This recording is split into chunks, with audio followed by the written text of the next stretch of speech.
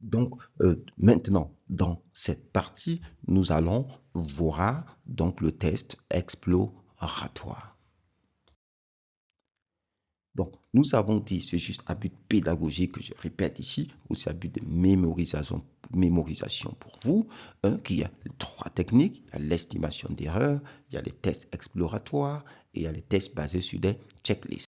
Donc, on se focalise sur les tests exploratoires. Donc, dans les tests exploratoires, ce qui va se passer, c'est qu'on va créer des tests informels, c'est-à-dire c'est des tests qui ne sont pas définis à l'avance. Donc, pendant le test, nous allons concevoir ces tests, nous allons les exécuter et nous allons enregistrer et évaluer les résultats dynamiquement. Donc, au fur et à mesure, pendant l'exécution des tests.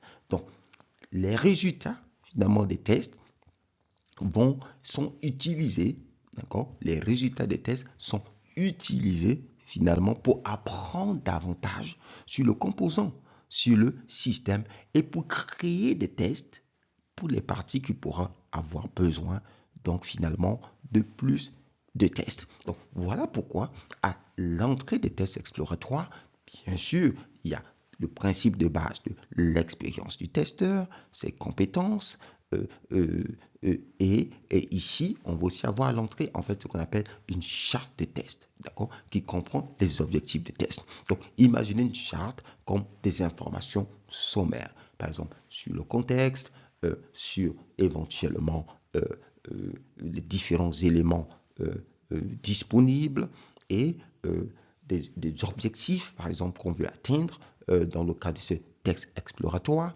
et éventuellement les composants qu'on aimerait exercer pendant ce test exploratoire, juste de manière sommaire. Et aussi, par exemple, euh, euh, des parties qui vont recevoir en fait finalement de manière générale les différentes étapes qu'on a suivies. Et bien sûr, on verra, vous pouvez avoir une sous-section qui aura, par exemple, les fichiers donc, qui sont produits, par exemple, par le logiciel au fur et à mesure. Et à la fin, vous allez faire une évaluation, finalement, des résultats. Donc, c'est pour cela que vous pouvez utiliser ce qu'on peut appeler des fiches de session de test, parce que les tests exploratoires sont généralement réalisés en utilisant des sessions où on va déterminer en fait un temps. Ça permet de structurer en fait l'activité. On va déterminer le jour, le temps, d'accord, de test exploratoire. D'accord. Donc, chaque session va avoir des objectifs pour guider les tests. Euh, et donc, voilà. Donc, c'est ce qu'on va voir à l'entrée. Et maintenant, la session déroule. Voilà. Je vous donne ça ici un peu en simulation, en histoire, pour aussi favoriser la compréhension. Donc, la session organisée, ceux qui vont faire le test exploratoire sont là, par exemple dans la salle, et voilà, ils ont la charte, ils ont les objectifs, voilà, on discute, on se met d'accord, et on lance la session de test exploratoire. Donc, nos testeurs expérimentés se mettent donc à exercer donc le logiciel et pendant qu'ils exercent, donc intuitivement ou bien par observation ou bien avec leur expérience, il y a peut-être un domaine ou une fonctionnalité en rapport avec l'objectif qui attire leur attention. Alors, ils vont aller cliquer, explorer un peu plus ce domaine et ils vont noter au fur et à mesure, de manière sommaire, en fait, les étapes qui sont en train de faire. Donc, chacun, donc finalement, sur sa fiche de session. D'accord?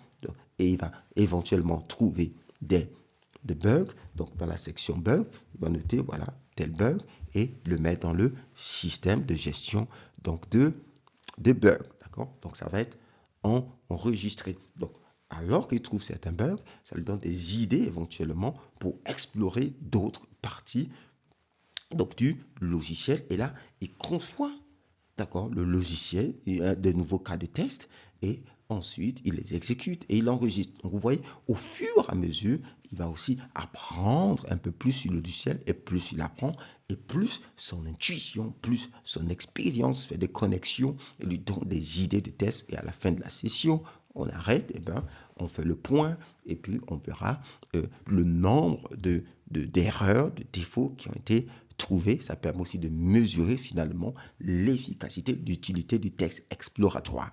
Donc, c'est pour cela que ce genre de technique ne peut être faite qu'avec des personnes donc expérimentées ou bien où il y a peu de spécifications, où les spécifications sont inappropriées, inadéquates, et surtout, il y a des contraintes importantes de temps. C'est une technique très efficace. Voilà, et donc elle permet généralement de compléter d'autres techniques de tests plus formelles, de trouver d'autres types de tests. J'ai travaillé longtemps dans un projet où on avait une équipe donc, de ceux qui faisaient du test manuel et qui avait régulièrement donc, des sessions de tests exploratoires avant la release donc, du logiciel. Et ce qu'il faut savoir enfin, c'est que les tests exploratoires sont aussi très associés aux stratégies de tests réactifs qu'on verra dans la session 5.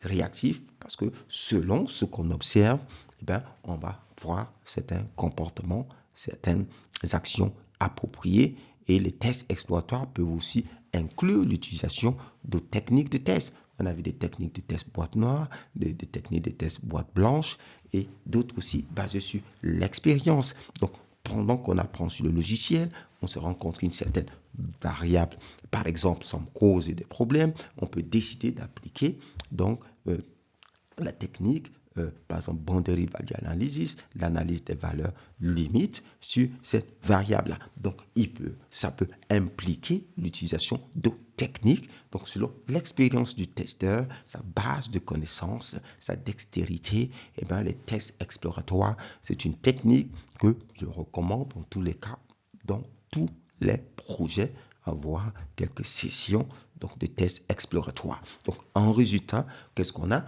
On a une connaissance plus étendue. Donc, finalement, du système, on va avoir des cas de tests additionnels, d'accord, si nécessaire, et on va avoir plusieurs défauts et des défaillances trouvées qui sont généralement même complémentaires donc des défauts qui seraient trouvés dans le cas donc de techniques plus systématiques et formelles. Voilà. Donc, pour tous vos besoins en formation, en matériel de formation ou en formateur, veuillez nous contacter pour une collaboration gagnant-gagnant. Donc, je vous dis, on se voit dans la prochaine session avec la troisième technique qui est celle des tests basés sur des checklists. À bientôt.